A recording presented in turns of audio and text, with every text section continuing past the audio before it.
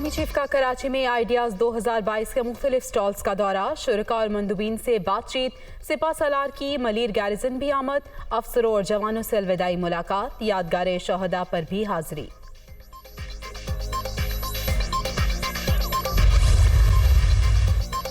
वजीराबाद वाक़े की तहकीकात के लिए नई GIT का क़याम, वफाक और पंजाब आमने सामने, टीम के तमाम मेंबरान का ताल्लुक पंजाब पुलिस से है, किसी और एजेंसी का नुमाइंदा शामिल नहीं।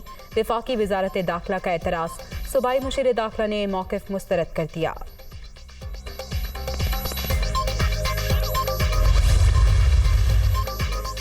और वजीराबाद वाक़या, सेशन अदालत की पुलिस को PTI की दरख्वास्त पर कानून के मुताबिक फैसले की हिदायत।